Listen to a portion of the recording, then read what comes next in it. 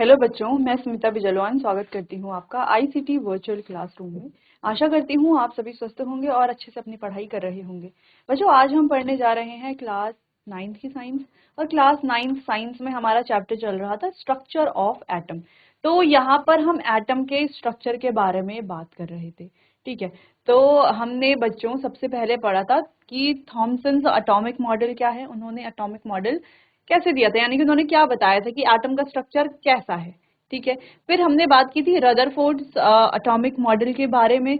उन्होंने क्या बताया कि एटम का स्ट्रक्चर कैसा है। देखो, उन्होंने ये जो alpha particle gold foil scattering वाला जो एक्सपेरिमेंट था कि अल्फा पार्टिकल की स्कैटरिंग की जाएगी थिन गोल्ड फॉयल पर। ठीक है, उसके पीछे से लगा दी जाएगी एक फ्लोरोसेंट स्क्रीन और फिर वहां पर अल्फा पार्टिकल की स्कैटरिंग की जाएगी। फिर उन्होंने कुछ ऑब्जर्वेशंस देखी कि कुछ पार्टिकल जो थे वो स्ट्रेट लाइन में ट्रेवल कर रहे थे, ज्यादातर पार्टिकल स्ट्रेट लाइन में ट्रेवल कर रहे थे। कुछ पार्टिकल कुछ एंगल से डिफ्लेक्ट कर रहे थे और बहुत कम पार्टिकल यानी कि लगभग हर 12,000 में से एक पार्टिकल ऐसा था कि जो बाउंस बैक कर रहा था। ठीक है, तो ये उनके कुछ ऑब्जर्वेशंस थे। इन ऑब्जर्वेशन के बेसिस पर उन्होंने कुछ कंक्लूजन्स दिए कि ज्यादातर पार्टिकल स्ट्रेट लाइन में क्यों ट्रेवल कर रहे थे, क्योंकि एटम का जो ज्यादातर पार्ट है वो कैसा है, एम्प्टी था, खाली था। ठीक है, दूसरा बहुत कम पार्टिकल्स डिफ्लेक्ट कर रहे थे। ऐसा क्यों, क्योंकि बीच में जो पॉजिटिव चार्ज है वो बहुत कम जगह उसने घेरी हुई है। ठीक है, तीसरा बहुत कम पार्टिकल यानी कि 12,000 में से एक पार्टिकल बाउंस बैक कर रहा था।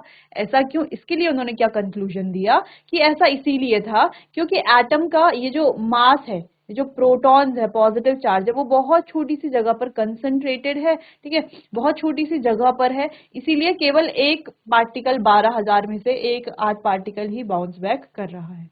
ठीक है, चलिए फिर उन्होंने बताया कि एटम का जो साइज है वो उसके जो न्यूक्लियस है उससे काफी बड़ा है। ठीक है, अगर हम कहें कि एटम जो है वो 5 किलोमीटर रेडियस वाला एक सर्कल शेप में एक प्लेग्राउंड है, तो उसके बीचों बीच रखी हुई एक जो फुटबॉल या मान ले एक छोटी सी क्रिकेट बॉल है, वो क्या है, उसका न्यूक्लियस है। तो इतना ज्यादा डिफरेंस है उनके दोनों के बीच में। ठीक है, फिर हमने लेकिन यहाँ पर ये मॉडल भी हो गया फेल क्योंकि इसके थे कई सारे ड्रॉबैक्स। ठीक है, तो कुछ ड्रॉबैक्स ये भी थे कि यहाँ पर इन्होंने कहा कि ये क्या करता है, ये जो इलेक्ट्रॉन है ये इसके चारों तरफ क्या करते हैं, रिवॉल्व करते हैं, लेकिन साथ साथ एनर्जी रेडिएट करते हैं। अब जब एनर्जी रेडिएट करेंगे तो एक टाइम ऐसा आएगा जब ये न्यूक्लियस पर गिर जाएंगे। ठीक है, तो ये कैसा बना देगा, एटम को अनस्टेबल बना देगा, जबकि एटम तो स्टेबल होना चाहिए। इस वजह से ये इसके कुछ ड्रॉबैक्स है जिससे कि ये मॉडल फेल हो गया। फिर आए नील बोर, उन्होंने दिया अपना बोर्स एटॉमिक मॉडल। ठीक है, एटम का एटॉमिक मॉडल। ठीक है, फिर उन्होंने बताया कि ये जो इलेक्ट्रॉन है ये डिस्क्रीट ऑर्बिट्स में घूमते हैं, इनके अपने क्या होते हैं, स्पेसिफिक डिस्क्रीट ऑर्बिट्स होते हैं। इन डिस्क्रीट ऑर्बिट्स में जब ये रिवॉल्व करते रहते हैं तो ये कोई भी एनर्जी रेडिएट नहीं करते हैं। ठीक है, क्योंकि एनर्जी रेडिएट करते तो फिर से रदरफोर्ड वाले मॉडल की तरह ड्रॉबैक बन जाता। लेकिन यहाँ पर उन्होंने बताया एक नया जो इनका पोस्टुलेट था कि जो इलेक्ट्रॉन है वो डिस्क्रीट ऑर्बिट्स में है, उनके स्पेसिफिक ऑर्बिट्स हैं और वहां पर ये रिवॉल्व करते हैं और कोई भी एनर्जी रेडिएट नहीं करते। एनर्जी रेडिएट नहीं करेंगे तो फ्रीली घूमते रहेंगे, ठीक है, अपने ऑर्बिट में। फिर इन्होंने बताया कि एक एटम के अलग अलग ऑर्बिट्स हैं, जैसे कि इन्हें शेल्स भी कहा जाता है, जैसे KLMN, अलग अलग शेल्स हैं। ठीक है, और इस पूरे एटम का जो मास है वो कहाँ पर है, इसके न्यूक्लियस में है।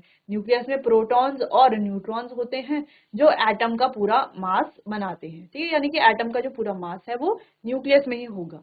ठीक है, इलेक्ट्रॉन को नहीं, क्योंकि इलेक्ट्रॉन का जो मास है वो न्यूक्लियस और प्रोटॉन और न्यूट्रॉन के कंपैरिजन में 2000 गुना कम है, यानी कि बहुत ज्यादा कम है, इसीलिए इलेक्ट्रॉन के मास को नेग्लेक्ट कर दिया जाता है। क्लियर है, इतना हमने पढ़ लिया था। फिर हमने ये बात की थी कि जो अलग अलग शेल्स हैं, ठीक है, इनमें हम अलग अलग इलेक्ट्रॉन्स भरते हैं।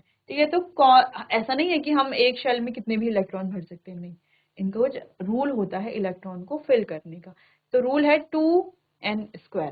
ठीक है, जहाँ पे n क्या है, n could be 1 2 3 4 5 से आगे ऐसे बढ़ता रहेगा। ठीक है, तो फर्स्ट शेल में केवल 2 इलेक्ट्रॉन आ सकते हैं, सेकंड शेल में केवल 8 इलेक्ट्रॉन आ सकते हैं, थर्ड शेल पे आ सकते हैं 18 इलेक्ट्रॉन, फोर्थ शेल पे 32 इलेक्ट्रॉन। इस तरीके से हम 2n² फॉर्मूले से अलग अलग शेल्स में कितने इलेक्ट्रॉन आएंगे वो देख सकते हैं। फिर हमने एक और पॉइंट पढ़ा था कि जो आउटर शेल होगा उसमें 8 इलेक्ट्रॉन मैक्सिमम आएंगे। ठीक है, अगर मान लो आउटर शेल है हमारा O वाला शेल, तो इसमें 50 इलेक्ट्रॉन नहीं होंगे, आउटर शेल में कितने होंगे, 8 ही इलेक्ट्रॉन आएंगे।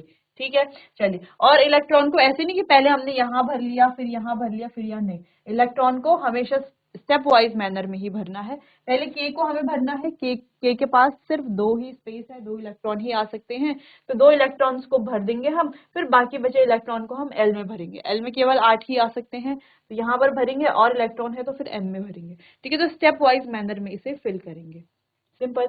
लास्ट लेक्चर में हमने यहाँ पर बात की थी कि इलेक्ट्रॉन कैसे, जो फर्स्ट 18 इलेक्ट्रॉन है हमारे पास, सॉरी फर्स्ट 18 एटम्स जो हैं हमारे पास, उनमें इलेक्ट्रॉन कैसे फिल करेंगे, उनका इलेक्ट्रॉनिक कॉन्फ़िगरेशन कैसे लिखेंगे, ये हमने बात की थी अपने लास्ट लेक्चर में। तो आपको समझ में आया होगा कि कैसे इलेक्ट्रॉन हम फिल करेंगे। ठीक है, चलो, फिर हमने यहाँ पर ये भी देख लिया था कि एटॉमिक नंबर क्या है, नंबर ऑफ प्रोटॉन्स क्या होते हैं, इलेक्ट्रॉन्स क्या होते हैं। अच्छा, मास नंबर क्या होता है, मास नंबर होता है number of protons plus number of neutrons, यानी कि प्रोटॉन्स और न्यूट्रॉन्स का जो मास है उन्हें ऐड कर लिया जाएगा तो किसी भी एटम का मास आ जाएगा। ठीक है, चलिए, क्लियर है इतना। देखो, अब मान लो हमारे पास है ऑक्सीजन एटम। ठीक है, अब ऑक्सीजन एटम का मास हमें बताना है, और यहाँ पर इलेक्ट्रॉन, प्रोटॉन, न्यूट्रॉन सब दिए गए हैं, तो मास कैसे बताएंगे, इसमें जितने प्रोटॉन्स है और न्यूट्रॉन्स है उनको ऐड कर लेंगे तो मास आ जाएगा। तो देखो, ये रहा ऑक्सीजन,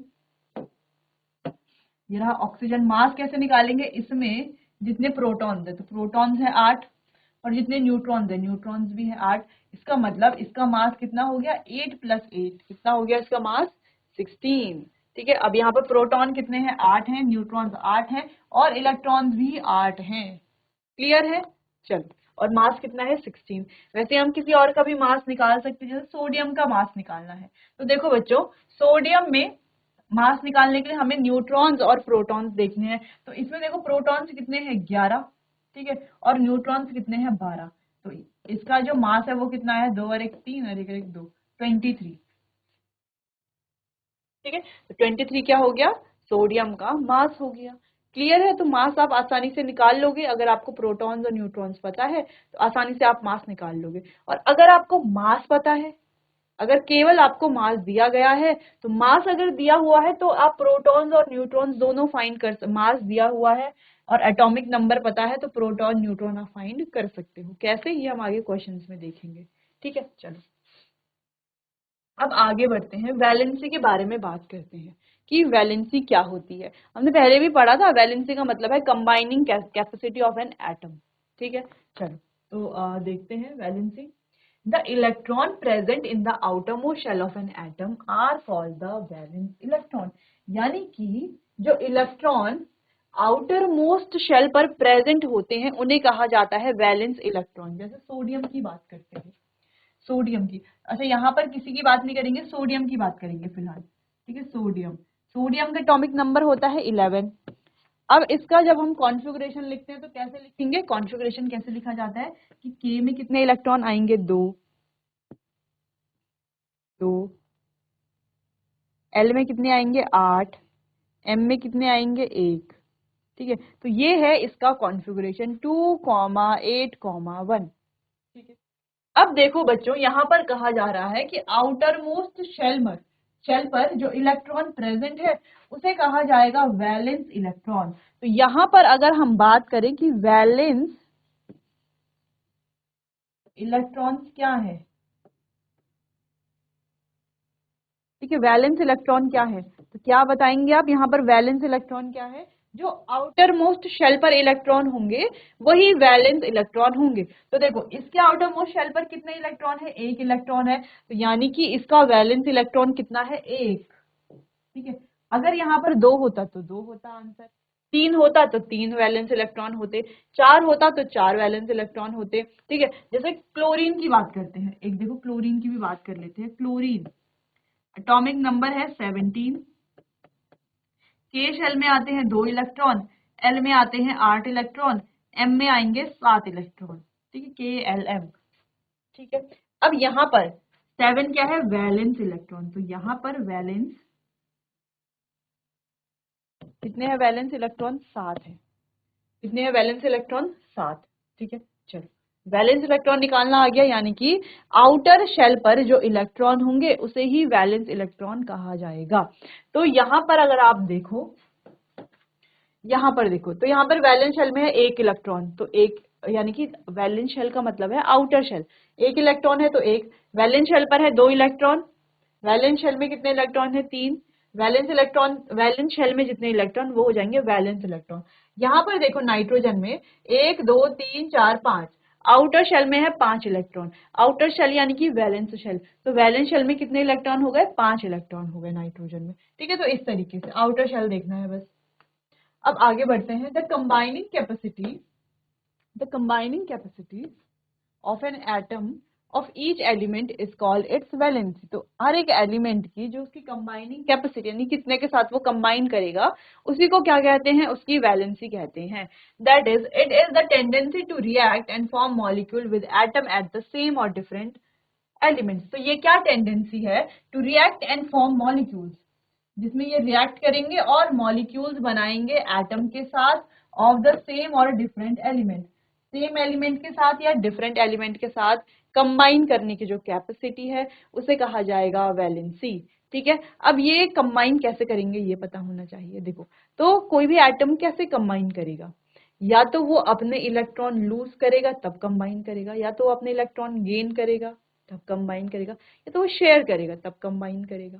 ठीक है, और यहां से ही क्या निकलेगी, इनकी वैलेंसी। ठीक है, चलो, atoms of element completely filled with 8 electron in the outermost shell show little chemical activity. They are called inert elements, so their valency is 0. अब उन एलिमेंट की बात की जा रही है जिनका जो आउटर शेल है उसमें पहले से ही 8 इलेक्ट्रॉन है। देखो, क्या क्लोरीन के पास आउटर शेल में 8 इलेक्ट्रॉन है, नहीं है। क्या सोडियम के पास आउटर शेल में 8 इलेक्ट्रॉन है, नहीं है। लेकिन ये जो नियॉन है, क्या इस नियॉन के पास आउटर शेल में 8 इलेक्ट्रॉन है, हाँ देखो 1 2 3 4 5 6 7 8, हाँ नियॉन के पास 8 इलेक्ट्रॉन है इसके आउटर शेल में। ठीक है, ये वाला भी है 1 इलेक्ट्रॉन, यहाँ पर भी इलेक्ट्रॉन है। ठीक है, तो 8 इलेक्ट्रॉन नियॉन के पास है, यानी कि नियॉन की पहले से ही जो वैलेंसी है वो कंप्लीट है, यानी कि वैलेंसी क्या हो जाएगी नियॉन की, 0। यही तो लिखा गया है, यानी कि जिनके पास पहले से ही 8 इलेक्ट्रॉन है उनके आउटर मोस्ट शेल पर, जैसे ये नियॉन है, ये नियॉन का आउटर मोस्ट शेल है, यानी कि ये नियॉन का वैलेंस शेल है। वैलेंस शेल में है 8 इलेक्ट्रॉन, जिसके पास पहले से ही 8 इलेक्ट्रॉन हो गए उनकी वैलेंसी क्या होगी, 0 होगी, यानी कि नियॉन की वैलेंसी भी 0 है। ऐसा क्यों, क्योंकि जिनके 8 इलेक्ट्रॉन होते हैं पहले से ही, उनकी जो केमिकल एक्टिविटी होती है वो बहुत कम होती है, यानी कि वो बहुत कम रिएक्टिव होते हैं। ठीक है, ज्यादा रिएक्टिव नहीं होते हैं, कम रिएक्टिव होते हैं, जिस वजह से वो किसी के साथ रिएक्ट नहीं करेंगे जब कम रिएक्टिव है, इसीलिए उन्हें कहा जाता है इनर्ट एलिमेंट। और ऐसा नहीं है कि सारे इनर्ट एलिमेंट रिएक्ट ही नहीं करेंगे, किसी का रिएक्ट करते हैं, जैसे जेनॉन है, तो जेनॉन फ्लोरीन के साथ या अलग अलग ये कंपाउंड भी बनाता है जेनॉन। ठीक है, तो फिलहाल उनकी एक्टिविटी की बात की जा रही है, तो केमिकल एक्टिविटी क्या होती है, बहुत कम होती है, इसीलिए इन्हें इनर्ट एलिमेंट कहा जाता है। और इनकी वैलेंसी होती है 0। तो जैसे नियॉन है, अच्छा नियॉन के अलावा और भी है क्या कोई, हाँ helium, neon, argon, krypton, xenon, ठीक है, रेडॉन।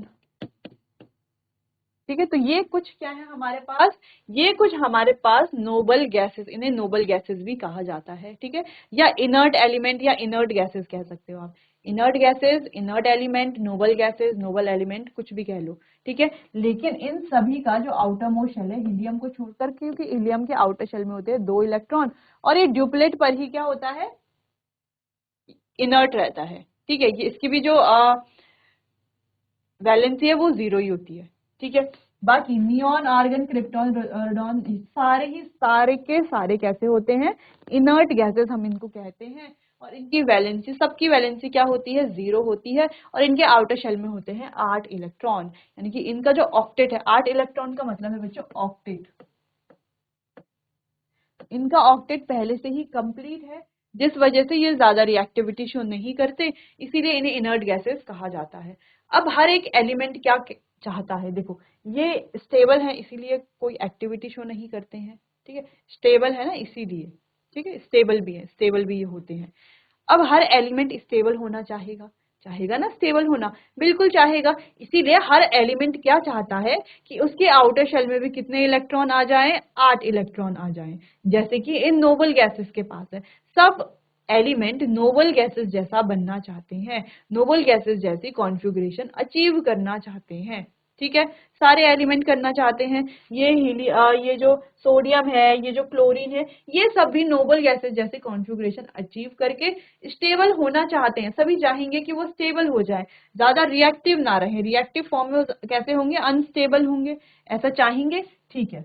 चलो अच्छा यहाँ पर बात करते हैं, among inert elements the helium atom has 2 electron in its outermost shell, other inert element have 8 electron in their outermost shell। तो जैसे हमने यहाँ पे सारे एलिमेंट्स की बात करी, केवल हीलियम के पास 2 इलेक्ट्रॉन होते हैं, बाकी सभी के आउटर शेल में 8 इलेक्ट्रॉन होते हैं, और ये सभी हीलियम को इंक्लूड करके, ठीक है, हीलियम के साथ ये सभी कैसे होते हैं, स्टेबल होते हैं, ठीक है, इनर्ट गैसेस जिसे हम कहते हैं, ठीक है। चलो, thus the valency of an atom is an attempt to attain a fully filled outermost shell, यानी कि वैलेंसी क्या है, एक अटेम्प्ट है ताकि वो क्या कर सके, अपना जो आउटर मोस्ट शेल है वो फुली फिल्ड कर सके, यानी कि ऑक्टेट कंप्लीट कर सके, 8 इलेक्ट्रॉन कर सके, नियॉन आर्गन क्रिप्टॉन जेनॉन जैसे बन सके, हर एलिमेंट यही चाहेगा। अब देखो अब कैसे करेगा, अब मान लो कि इसके आउटर मोस्ट शेल पे है 7 इलेक्ट्रॉन और इसके आउटर मोस्ट शेल पे है 1 इलेक्ट्रॉन, तो इसके आउटर मोस्ट शेल पे कितने इलेक्ट्रॉन होने चाहिए, 8 इलेक्ट्रॉन होने चाहिए, लेकिन इसके पास केवल केवल कितने हैं, 7 ही इलेक्ट्रॉन है। तो ये क्या करेगा, ये किसी के साथ कंबाइन करेगा, है ना, कंबाइन करके रिएक्ट करेगा, है ना, और क्या बनना चाहेगा, अपना ऑक्टेट कंप्लीट करना चाहेगा। तो इसके पास क्या है, इसके 2-3 रास्ते हैं, ठीक है। तो 2-3 रास्ते कौन कौन से, देखो पहला रास्ता होता है अपना इलेक्ट्रॉन ये किसी को दे दे, दूसरा रास्ता होता है इसके पास कि किसी से इलेक्ट्रॉन ले ले, ठीक है, और तीसरा रास्ता होता है कि इलेक्ट्रॉन को क्या कर ले, शेयर कर ले। तो देखो बच्चों ये शेयर तो नहीं कर पाएगा क्योंकि 7 इलेक्ट्रॉन किसके साथ शेयर करेगा, 7 इलेक्ट्रॉन को शेयर करना बहुत ज्यादा मुश्किल है क्लोरीन के लिए। दूसरा, तो दूसरा रास्ते की तरफ बढ़ते हैं, दूसरा रास्ता क्या था कि ये क्या कर ले, किसी को इलेक्ट्रॉन दे दे, ठीक है, किसी को इलेक्ट्रॉन दे दे, हाँ ये कर सकता है। अगर ये अपने 7 इलेक्ट्रॉन किसी को दे दे, 7 के 7 इलेक्ट्रॉन दे दे, तो ये वाला शेल ही खत्म हो जाएगा खत्म, तो ये वाला शेल इसका आखिरी शेल बच जाएगा, और इस पर तो 8 इलेक्ट्रॉन है तो ये स्टेबल रहेगा। इतना समझ में आ रहा है, देखो अगर ये 7 इलेक्ट्रॉन किसी को दे देता है तो ये इलेक्ट्रॉन यहाँ से हो जाएंगे गायब क्योंकि इसने किसी को दे दिए, फिर इसका ये बन जाएगा आउटर मोस्ट शेल, है ना, वैलेंस शेल ये बन जाएगा, और इसमें तो 8 ही इलेक्ट्रॉन है तो ये स्टेबल भी होगा, होगा ऐसा, होगा, ठीक, ऐसा होना चाहिए था, लेकिन लेकिन लेकिन होता क्या है कि यहाँ पर ये जो 7 इलेक्ट्रॉन है आउटर मोस्ट शेल में, इसको ये किसी को दे ही नहीं पाएगा। क्यों नहीं दे पाएगा, क्योंकि इतने सारे इलेक्ट्रॉन को, क्योंकि ये इलेक्ट्रॉन तो ऐसे शेल्स में है ना, ऐसे शेल्स में है ना, ऐसे शेल्स में है इलेक्ट्रॉन। अब इन शेल्स से इलेक्ट्रॉन को निकालना बहुत ज्यादा मुश्किल है, उसके लिए बहुत ज्यादा एनर्जी चाहिए। तो चलो फिर भी हम कोशिश करके 1 या 2 इलेक्ट्रॉन निकाल सकते हैं, ठीक है, क्योंकि जितना पॉजिटिव चार्ज है उतना ही नेगेटिव चार्ज है। मान लो यहाँ पर हमने अभी पहले भी पढ़ा था कि 2 पॉजिटिव चार्ज एक दूसरे को रिपेल करते हैं और पॉजिटिव और नेगेटिव चार्ज एक दूसरे को क्या करते हैं, अट्रैक्ट करते हैं, ठीक है। अब ये जो क्लोरीन है, क्लोरीन के पास क्या है, 17 पॉजिटिव चार्ज भी है और 17 नेगेटिव चार्ज भी है, यानी कि 17 प्रोटॉन है और 17 इलेक्ट्रॉन है, ठीक है। अब इन 17 इलेक्ट्रॉन में से इसके आउटर शेल में 7 इलेक्ट्रॉन है, मान लो 1 इलेक्ट्रॉन हमने किसी को दे दिया तो इसके पास बचेंगे 16, लेकिन प्रोटॉन तो अभी भी 17 है ना, इन 17 प्रोटॉन ने 17 इलेक्ट्रॉन को अपनी तरफ अट्रैक्ट करके भी तो रखा हुआ है ना, अट्रैक्ट करके रखा हुआ है, ठीक है। अब अगर ये इलेक्ट्रॉन, हम 1 इलेक्ट्रॉन बाहर निकालते हैं तो अब 16 इलेक्ट्रॉन हो गए, यानी कि पॉजिटिव चार्ज वाले की ताकत अब ज्यादा है, ज्यादा पॉजिटिव चार्ज है, तो वो 16 इलेक्ट्रॉन को तो और ज्यादा कैसे खींच करके रखेंगे अपने पास, ठीक है। अब मान लो हमने एक और इलेक्ट्रॉन किसी को दे दिया, अब इसके पास हो गए 15 इलेक्ट्रॉन, ठीक है, 15 इलेक्ट्रॉन हो गए। अब 15 इलेक्ट्रॉन है, यानी कि नेगेटिव चार्ज बहुत कम हो गया और पॉजिटिव चार्ज तो अभी भी 17 है। तो पॉजिटिव चार्ज इन इलेक्ट्रॉन्स को अब और ज्यादा टाइटली होल्ड करके रखेगा। अब हम कितनी भी एनर्जी दे दें, इनको निकालना बहुत ज्यादा मुश्किल है। ठीक है, तो एक दो इलेक्ट्रॉन तो चलो हमने निकाल भी लिए, लेकिन उसके बाद इलेक्ट्रॉन को निकालना बहुत ज्यादा मुश्किल हो जाता है। इसीलिए हम 7 इलेक्ट्रॉन को यहाँ से नहीं निकाल पाएंगे। इसका रीजन क्या है? इसका रीजन है कि इसमें प्रोटॉन भी तो उतने ही है, पॉजिटिव चार्ज भी तो उतना ही है। ठीक है, तो पॉजिटिव चार्ज तो इलेक्ट्रॉन को अपनी तरफ अट्रैक्ट करके रखेगा। ठीक है, अगर कम इलेक्ट्रॉन रहेंगे तो ज्यादा और अच्छे से अट्रैक्ट करके रखेगा अपने पास। ठीक है, जैसे मान लो हमें कहा जा रहा है कि हमें जो है 10 लोगों का हाथ पकड़ना है एक साथ। ठीक है, हमारे पास तो 2 ही हाथ है, 10 लोगों का हाथ तो हम वैसे भी नहीं पकड़ पाएंगे। ठीक है, लेकिन अब हमें जो है 10 लोगों का हाथ नहीं पकड़ना है, हमें केवल 4 मतलब 4 हाथों को पकड़ना है अपने 2 हाथों से। तो 4 हाथों को हम पकड़ लेंगे, 2 हाथ इस हाथ से पकड़ लेंगे, 2 हाथ इस हाथ से पकड़ लेंगे। ठीक है, तो बहुत ज्यादा टाइटली हम नहीं पकड़ पाएंगे, एक एक हाथ जो है वो छूट जाएंगे। अब केवल हमें 2 हाथ से 2 ही हाथ पकड़ने हैं। ठीक है, 2 हाथ से चलो 2 हाथ पकड़ने, तो अब हमारे पास ज्यादा पावर है, 2 हाथ से 2 ही हाथ पकड़ने हैं। ठीक है, तो जैसे यहाँ पे 17 प्रोटॉन ने 17 इलेक्ट्रॉन को होल्ड करके रखा हुआ था, जैसे हमने 2 हाथ से 2 हाथ पकड़े हुए हैं। लेकिन अब एक हाथ यहाँ से वापस चला जाए, अब हमें अपने 2 हाथों से एक हाथ को पकड़ के रखना है। तो हम कितना टाइटली पकड़ के रखेंगे? बहुत टाइटली पकड़ के रखेंगे। जिसका एक हाथ होगा उसे बहुत ज्यादा मेहनत करनी पड़ेगी उस हाथ को खींचने के लिए। अब मान लो हमारे पास आ गए हैं 4 हाथ, अब हमें 4 हाथों को एक हाथ को ही होल्ड करके रखना है, तो बहुत टाइटली होल्ड करके रखेंगे। तो वैसे ही प्रोटॉन और इलेक्ट्रॉन में होता है। प्रोटॉन यानी कि पॉजिटिव चार्ज इलेक्ट्रॉन्स को बहुत टाइटली होल्ड करके रखेंगे, अगर इलेक्ट्रॉन यहाँ से कुछ कम होते हैं तो। ठीक है, क्लियर है? तो बहुत ज्यादा एनर्जी देनी पड़ेगी और इतनी एनर्जी है नहीं। क्लियर? चलो, तो अब इसके पास बचता है पहला रास्ता। जो रास्ता क्या था कि ये इलेक्ट्रॉन किसी से ले ले। तो ये इसके लिए इजी भी है, क्योंकि इसको केवल अपना ऑक्टेट कंप्लीट करने के लिए कितने इलेक्ट्रॉन की आवश्यकता है? केवल इसको एक इलेक्ट्रॉन चाहिए। एक इलेक्ट्रॉन इसे किसी ने दे दिया, मान लो किसी ने दे दिया और कोई दे ही देगा। ठीक है, एक इलेक्ट्रॉन कोई इसको दे देगा और फिर इसका ये 7 इलेक्ट्रॉन बन जाएंगे 8, और इसका हो जाएगा ऑक्टेट कंप्लीट। ठीक है, तो इसने कितने इलेक्ट्रॉन लिए अपना ऑक्टेट कंप्लीट करने के लिए, या कितने दिए या कितने शेयर करे? केवल एक इलेक्ट्रॉन, यानी कि इसकी जो वैलेंसी है ये हो जाएगी 1। क्या हो जाएगी? वैलेंसी 1, क्योंकि इसने केवल एक इलेक्ट्रॉन लिया है और इसका वैलेंस शेल भी क्या हो गया है? कंप्लीट हो गया, 8 इलेक्ट्रॉन आ गए हैं। सेम ऐसा ही सोडियम के केस में भी है। देखो, अब सोडियम के केस में क्या है? अब इसके पास केवल एक ही इलेक्ट्रॉन है आउटर शेल में, और इसके पास भी यही तीनों ऑप्शन है कि या तो ये एक इलेक्ट्रॉन किसी को दे दे, या तो किसी से 7 इलेक्ट्रॉन और ले ले, क्योंकि 7 इलेक्ट्रॉन लेगा तो ये एक मिलकर के 8 बन जाएंगे, या तो ये एक इलेक्ट्रॉन किसी के साथ शेयर कर ले। ठीक है, देखो, तो तीसरा ऑप्शन जो है शेयरिंग वाला यहाँ पे काम नहीं आएगा, क्योंकि एक इलेक्ट्रॉन किससे शेयर करेगा तो कोई दूसरा भी इसको एक ही इलेक्ट्रॉन देगा, तब भी इसके पास केवल 2 ही इलेक्ट्रॉन होंगे, तभी भी ये पूरा क्या होगा? इसका जो ऑक्टेट है वो कंप्लीट नहीं हो पाएगा। ठीक है, तो दूसरा रास्ता क्या था कि ये 7 इलेक्ट्रॉन किसी से ले ले। चलो, मान लो ये 7 इलेक्ट्रॉन किससे लेता है, लेकिन अब आप ध्यान दो, यहाँ पर 11 प्रोटॉन है और 11 इलेक्ट्रॉन है। अब एक इलेक्ट्रॉन और आया तो 12 इलेक्ट्रॉन हो गए, यानी कि अब पॉजिटिव चार्ज कम पड़ रहा है और इलेक्ट्रॉन बढ़ रहे हैं, नेगेटिव चार्ज बढ़ रहा है। और नेगेटिव चार्ज क्या करेगा? आपस में रिपल्शन करते हैं रिपेल। हमने पढ़ा है ना कि positive positive, negative negative, same charge repel and attractive, और अपोजिट चार्ज अट्रैक्ट।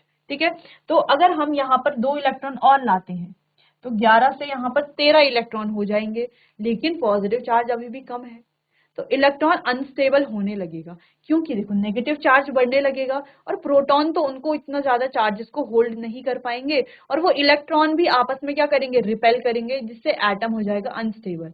ठीक है, तो यहाँ पर 7 इलेक्ट्रॉन लेना बहुत ज्यादा मुश्किल है, क्योंकि 7 इलेक्ट्रॉन को ये होल्ड ही नहीं कर पाएंगे इसके पॉजिटिव चार्ज। क्लियर है? इसीलिए यहाँ पर ये वाला काम नहीं आएगा कि 7 इलेक्ट्रॉन ले ले। हाँ, ये कर सकते हैं कि एक इलेक्ट्रॉन किसी को दे दे, ये इसके लिए इजी है अपने एक इलेक्ट्रॉन को निकालना। एक इलेक्ट्रॉन को निकाल लेगा, अब ये इलेक्ट्रॉन यहाँ से हट जाएगा, यानी कि इस इलेक्ट्रॉन यहाँ से इसने किसी को दे दिया, अब ये बन जाएगा इसका आउटर शेल। और अब ये आउटर शेल में कितने हैं, 8 इलेक्ट्रॉन है, तो ऑक्टेट हो गया कंप्लीट। तो इसने कितने इलेक्ट्रॉन ले करके, दे करके या शेयर करके जो है अपना ऑक्टेट कंप्लीट किया है, एक ही इलेक्ट्रॉन से। इसकी वैलेंसी हो जाएगी 1, ठीक है, वैलेंसी हो जाएगी 1। तो क्या सबकी वैलेंसी 1 होगी? अभी तक हमने 2 क्वेश्चन करे हैं, दोनों की वैलेंसी 1 है, तो क्या सबकी वैलेंसी 1 होगी? नहीं, सबकी अलग अलग वैलेंसी होगी। ठीक है, हमें बस ऐसे ही चेक करना है सब में इसी तरीके से। वैसे एक फॉर्मूला भी है, फॉर्मूला हम देखेंगे अभी। चलो एक और क्वेश्चन करते हैं जहां पे वैलेंसी थोड़ा सा डिफरेंट आएगी। ठीक है, कार्बन की बात करते हैं।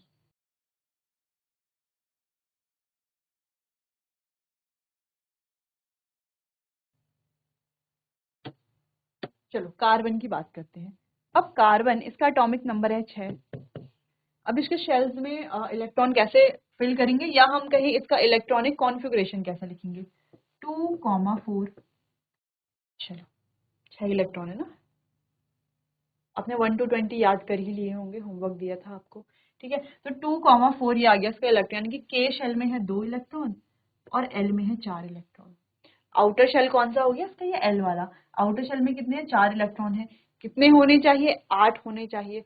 इसके पास फिर से ये 1 2 3 ऑप्शन। पहला ऑप्शन कि 4 इलेक्ट्रॉन किसी को दे दे, ये 4 इलेक्ट्रॉन किससे ले ले, या किसी के साथ अपने 4 इलेक्ट्रॉन शेयर कर ले, है ना। या तो ये लॉस कर ले 4 इलेक्ट्रॉन, या तो ये गेन कर ले, या तो ये शेयर कर ले।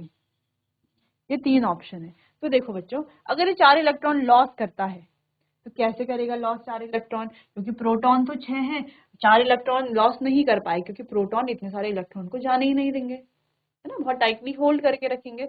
तो पहला वाला तो यहाँ पे काम नहीं आएगा। दूसरा है कि 4 इलेक्ट्रॉन गेन कर ले। अब देखो प्रोटॉन तो 6 ही है, ठीक है, और 6 इलेक्ट्रॉन है इसके पास। अब इसके पास 4 इलेक्ट्रॉन है आउटर शेल में, 4 और चाहिए ना इसको, तो 4 इलेक्ट्रॉन कहीं से कैसे लेगा ये क्या करेगा? अगर एक इलेक्ट्रॉन लेगा तो अब यहाँ पर हो जाएंगे 4 और 2 6, और एक ले लिया इसने किसे? 7 इलेक्ट्रॉन, और प्रोटॉन अभी भी 6 है। ठीक है, तो फिर अगर चलो एक तो इसने ले भी लिया, अब एक और लेगा, तो इतने कम प्रोटॉन इतने सारे इलेक्ट्रॉन को होल्ड नहीं कर पाएंगे, फिर वहीं पर इलेक्ट्रॉन इलेक्ट्रॉन आपस में रिपेल भी करेंगे। ठीक है, जिस वजह से ये अनस्टेबल हो जाएगा और इतने प्रोटॉन होल्ड नहीं कर पाएंगे इतने इलेक्ट्रॉन का। सिंपल सा रीजन ये है। तो यहाँ पर ये गेन भी नहीं कर पाएगा, तो गेन वाला भी गया। यहाँ पर ये क्या कर सकता है? शेयर कर सकता है 4 इलेक्ट्रॉन को। कार्बन क्या कर सकता है? इसके पास 4 इलेक्ट्रॉन है, ये 4 इलेक्ट्रॉन को शेयर करेगा किसी के साथ, और उनके 4 इलेक्ट्रॉन लेगा, तो इसके पास टोटल कितने हो जाएंगे? 8 इलेक्ट्रॉन। तो ये कैसे करेगा? ये करेगा शेयरिंग से। कितने इलेक्ट्रॉन शेयर कर रहा है? 4 इलेक्ट्रॉन। देखो इसके वैलेंस शेल में कितने इलेक्ट्रॉन है? 4, और इसकी वैलेंसी कितनी हो जाएगी?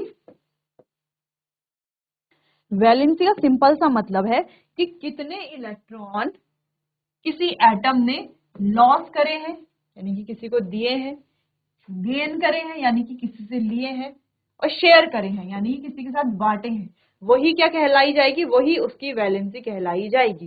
ठीक है, किस लिए? अपना ऑक्टेट कंप्लीट करने के लिए। तो इसने अपना ऑक्टेट कंप्लीट करने के लिए 4 इलेक्ट्रॉन शेयर करे हैं। कितने इलेक्ट्रॉन करे हैं? 4 इलेक्ट्रॉन। 4 इलेक्ट्रॉन शेयर करके इसकी जो वैलेंस शेल में हो जाएंगे 8 इलेक्ट्रॉन, और वैलेंसी हो जाएगी यानी कि जो इसका ऑक्टेट हो जाएगा कंप्लीट, तो वैलेंसी कितनी हो जाएगी? वैलेंसी हो जाएगी 4। ठीक है, यानी कि अपना ऑक्टेट कंप्लीट करने के लिए कोई एटम कितने इलेक्ट्रॉन डोनेट, एक्सेप्ट या शेयर करता है, उसे क्या कहा जाएगा? उसकी वैलेंसी कहा जाएगा। ठीक है, तो हमने यहाँ पर 2-3 एग्जांपल देख लिए हैं। एक में हमने इलेक्ट्रॉन लॉस करके देखा, एक में गेन करके, एक में शेयर करके। ठीक है, तो इस तरीके से ही आपको ये करना है। क्लियर है इतना? चलिए, तो इतना आप नोट कीजिए।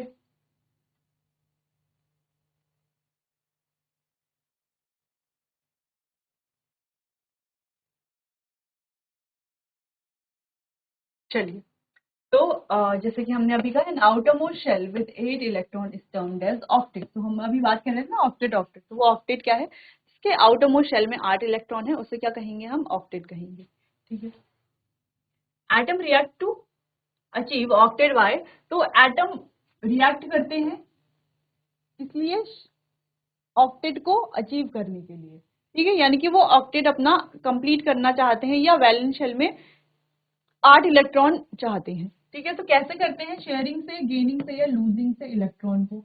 The number of electron gained lost और share to complete the octet directly indicates the element's valency. तो जैसे हमने अभी बात करी कि वैलेंसी क्या है, जितने नंबर ऑफ इलेक्ट्रॉन गेन किए जाएंगे, शेयर किए जाएंगे और लॉस किए जाएंगे, उसे ही क्या कहा जाएगा, एलिमेंट की वैलेंसी कहा जाएगा। किस लिए किए जाएंगे ये, ऑक्टेट को कंप्लीट करने के लिए।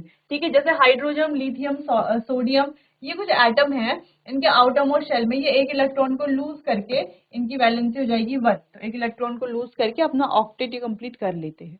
ठीक है, अब जैसे मैग्नीशियम है तो इसकी वैलेंसी हो जाती है 2, क्योंकि 2 इलेक्ट्रॉन लॉस करता है। एल्यूमिनियम, इसकी वैलेंसी हो जाती है 3। ठीक है, तो ऐसे अलग अलग एलिमेंट की वैलेंसी अलग अलग होती है। क्लियर है इतना? चलिए, तो यहाँ पर बच्चों आज हमने वैलेंसी के बारे में पढ़ा, कैसे हम वैलेंसी फाइंड करेंगे किसी भी एलिमेंट की। और ये बहुत इंपॉर्टेंट है, क्योंकि आगे जो हमें क्वेश्चंस करने हैं, आगे चैप्टर पढ़ना है और आगे क्लासेस में भी, हमें हायर क्लासेस में जाना है, तो वहां पर भी ये आएगा। ठीक है, वैलेंसी के बारे में।